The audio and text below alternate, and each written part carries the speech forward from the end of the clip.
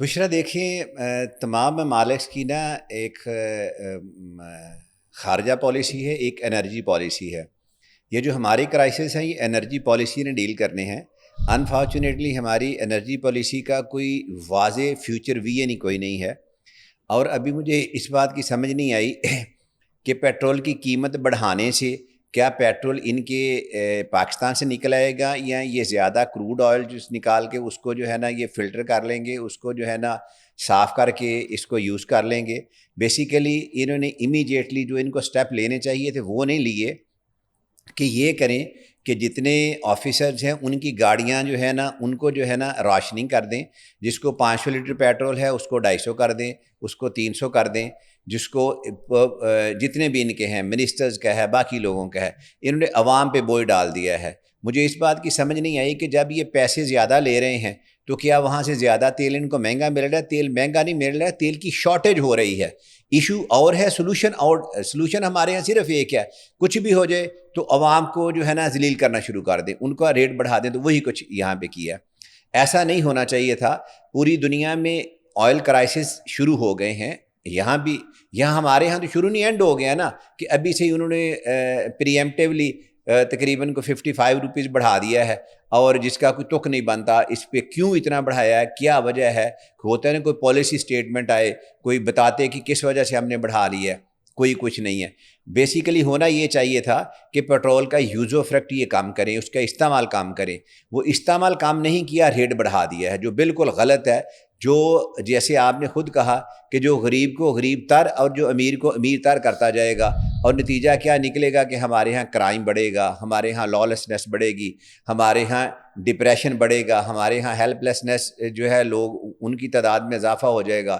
جن کو تھوڑی بہت ہی کوئی موٹر سائیکل پہ دائیں بائیں جا کے اپنا جاب کر رہے تھے، کام کر رہے تھے، ان کے لیے پرابلم پیدا ہونی شروع ہو جائیں گی۔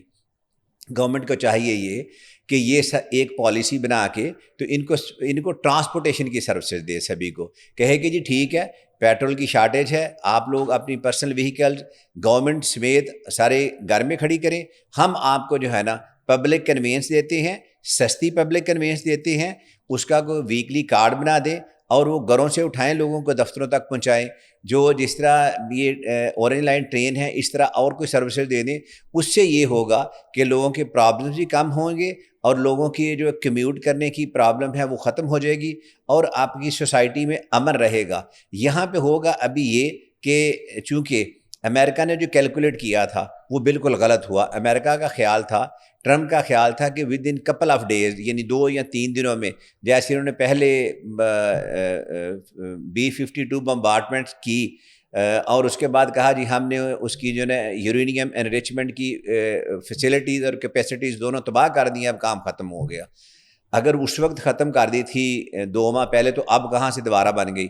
وہ بھی غلط تھا، جو اب کیا وہ بھی غلط ہے، اور جو آگے ہونے جا رہا ہے وہ اس سے بھی غلط ہے۔ کیوں کہ ایران نے بالکل کیٹاگوریکلی بتا دیا جی کہ ہم نے ان سے نیگوسیشن کا، ڈائلاگ کا کوئی بھی بیک نہیں مانگنی، یہ انہوں نے کرنی ہوگی تو یہ ریکویسٹ کرے کہ ہم نے بالکل ان کو جا کے ریکویسٹ نہیں کرنی۔ انہوں نے کہا تھا جی، امریکہ نے کہا، ٹرمپ نے، کہ ہم آبنائے ہورمز جو ہے اس کو جو ہے کھلا رکھیں گے، ہم سیکیورٹی دیں گے۔ بندہ پوچھے تیری اپنی سیکیورٹی ہے نہیں تو لوگوں کو کیا سیکیورٹی دے گا؟ اب ان کا جو وہاں پہ بیڑے کھڑے تھے وہ ان کو جو ہے 2000 کلومیٹر اویل لے جانے پڑے ہیں۔ آبنائے ہرمز جو ہے نا اس پہ ایران کا مکمل کنٹرول ہے۔ جو شپ وہاں سے گزرنے کی کوشش کرتا ہے ان کی کانسینٹ اور پرمیشن کے بغیر وہ ٹیریٹری ان کی ہے، وہ اس کو وہاں پہ ڈبو دیتے ہیں۔ انہوں نے ایک بار بیرک ایکٹ کیا کہ ایک ان کا شپ بھی ڈبو دیا۔ اب وہ ریٹیلیٹری میئرز لے رہے ہیں، جہاں جہاں بھی ان کو نظر آتے ہیں امریکن اڈے یا امریکہ کے سپورٹ میں، وہ وہاں پہ اٹیک کرتے ہیں، اور بڑے سکسیسفلی اٹیک کر رہے ہیں۔ اب امریکہ کے پاس جو امریکہ کی اسیسمنٹ تھی، پلاننگ اور اسٹریٹجی تھی کوئی نہیں، کیونکہ جو امریکن سینٹ ہے اس نے یہ جنگ کرنے کی اجازت نہیں دی ہوئی۔ یہ ٹرمپ نے بینگ اے پریزیڈنٹ اپنی اتھارٹی اور اپنی پاور یوز کی ہیں۔ اب ان کو وہاں سے بھاگنے کے لیے کچھ موقع چاہیے، کوئی جگہ چاہیے کہ تاکہ ہمارا سپر پاور کا جو امیج ہے وہ بھی بنا رہے اور ہم یہاں سے نکل جائیں، جو ابھی تک نظر نہیں آ رہا۔ کیونکہ ابھی ایران نے بڑا ایک دفعہ نہیں کافی دفعہ کہا ہے کہ ہم اس جنگ کو بہت لمبے عرصے تک لڑیں گے۔ لمبی عرصے تک جنگ لڑنے کے لیے جس طرح امریکہ جنگ لڑ رہا ہے وہ جنگ نہیں لڑی جا سکتی. جس طرح افغانستان میں جتنی باہر سے گورنمنٹس آئیں وہ ناکام ہو گئیں. امیڈیٹلی جیسے امریکہ یہاں آیا within couple of days یہاں پہ آ کے انہوں نے اٹیک کیا, قبضہ کر لیا, سسٹین نہیں کر سکا, 20 سال بعد بھاگ کے جانا پڑا. اس سے پہلے رشیا آیا, وہ بھی بھاگ گیا, کیوں؟ وہ گریلا وارفیئر میں ان کا کوئی ثانی نہیں ہے.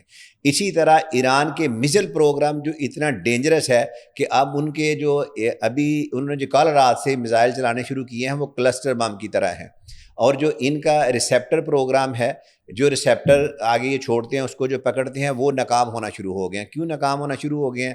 کہ ایران کی جو اسٹریٹجی ہے وہ ایک ہی ٹائم پہ 15-20 میزائل داغ دیتے ہیں. ایک میزائل کو روکنے کے لیے کم از کم 2-3 سے لے کے 6 تک جو ہے نا ریسیپٹرز چاہیے. وہ جا کے تب اس کو جو ہے نا اس کو پرسو کرتے ہیں اور اس کو ڈیٹیکٹ کر کے تو اس کو ڈیفیوز کرتے ہیں, اس کو مار گراتے ہیں. اب وہ جو ان کو خرچہ آ رہا ہے اور جو ایران کو خرچہ آ رہا ہے وہ بالکل ان میں کوئی پروپورشنیٹ نہیں ہے. اگر ایران کا ایک میزائل فرض کریں وہ 5 روپے کا ہے نا, تو ان کو 95 روپے اس پہ خرچہ آ رہا ہے, تو پھر بھی وہ رک نہیں رہے سارے. اسی طرح جو ان کا سب سے بڑا یہاں پہ ریڈار تھا جس کی رینج تقریباً 5000 مائل تھی, 5000, اور وہی خلیجی ممالک میں سب سے زیادہ وہ جو ہے وہی اس کو سپورٹ دے رہا تھا, اور تمام انفارمیشن اسی کے ذریعے ہوتی تھی. اور ایران نے سکسیسفلی اس کو ہٹ کر کے ایک میزائل کے ساتھ اس کو تباہ کر دیا, اور اس کی estimated cost 1.2 billion American dollar تھی. کیا بات ہے. اس کے بعد جو قطر میں ان کی بیس تھی وہ سب سے بڑی بیس تھی جہاں سے جہاز اڑتے تھے, وہ سارا وہ انہوں نے چند میزائل مار کے وہ سارا تباہ کر دیا. وہاں پہ کیجویلٹیز بھی ہوئی ہیں.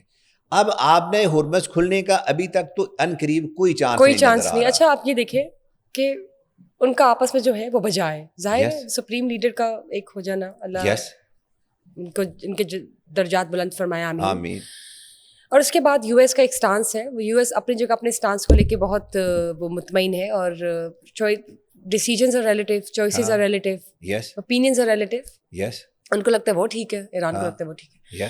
اب آپ کو کیا لگتا ہے, آپ نے ہرمز کی وجہ سے یو ایس جو ہے ہو سکتا ہے کہ ذرا ایگوسٹک ہو کے کہ جو ایک آگے سے ریٹیلیشن آ رہا ہے ان کے کیے گئے ایکشن پر, اس کو کھلوانے کی کوشش کرے, اور یہ بات یو ایس کر بھی رہا ہے مسٹر ڈونلڈ ٹرمپ کی جانب سے کہ ہم لوگ اس کو کھلوا کر رہیں گے, اور اس طرح سے یہ جو ہمارے ساتھ ایک اٹیکنگ موڈ میں آ گیا ہے ایران, اس کو ہم ڈیفیوز کرنے کی کوشش کریں گے. آپ کو کیا لگتا ہے کہ کون جیتے گا؟ کہیں بھی مذاکرات ہوں گے؟ ابھی جیسے ایران کے جو پریزیڈنٹ ہے انہوں نے کل کی بات ہے, ابھی آج تم اپڈیٹس اور زیادہ ہو گئی ہوں گی, کچھ ممالک ہیں جنہوں نے تھوڑی اپنائیت دکھانا شروع کر دی ایران کو. ابھی انہوں نے ڈسکلوز نہیں کیا کہ وہ کون کون ہے. ابھی انہوں نے یہ اس لیے بھی شاید ڈسکلوز نہیں کیا کہ کہیں ایسا نہ ہو کہ یو ایس ان کو جا کے منع کر دے. ہوتا نا کہ میں سہیلی کو بتاؤں, سہیلی جا کے وہ اس فلاں کو بتا دے اور منع کر دے, یہ وہ والا اس وقت معاملہ چل رہا ہے. اگر ہم اوپر کی طرف دیکھیں تو ایک ڈرامہ سا چل رہا ہے.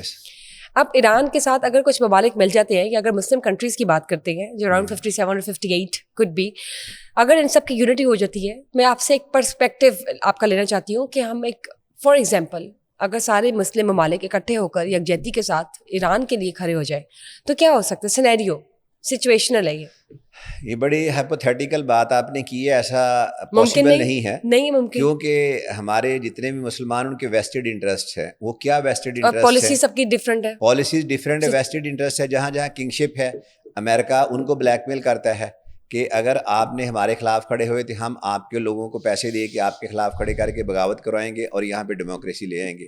مین لوگوں میں یہی پرابلم چل رہی ہے. دوسرا آپ نے بڑا اہم سوال کیا کہ جنگ کا اینڈ کیا ہوگا, کیا نیگوشیشن کیا ہوگا, مذاکرات ہو جائیں گے, کچھ چیزیں کہیں نہ کہیں تو انت, کہیں نہ کہیں تو کچھ اینڈ آئے گا نا, ہر چیز کا اینڈ ہے. ایک تو بات کلیئر ہے کہ دنیا میں کوئی بھی ایسی جنگ نہیں ہے جو مذاکرات کے بغیر ختم ہوئی. ایسا ہے ہی نہیں کہ آپ ٹیبل ٹاک کے بغیر. آپ اینشینٹ ایرا سے لے لیں, غار کے انسان سے لے لیں, رائٹ, رومن سے لے لیں, گریک سے لے لیں, جنگ کا اینڈ ہمیشہ نیگوشیشن ہی ہے. وہ نیگوشیشن کب شروع ہوگی اور اس میں پیکٹ کب بنے گا, وہ ٹروس کب ہوگا, یہ امپورٹنٹ ہے. ابھی ٹروس ہونے کا چانس کوئی نہیں نظر آ رہا. کیوں نہیں آ رہا؟ کہ ابھی امریکہ اپنی سپریمیسی کھو رہا ہے.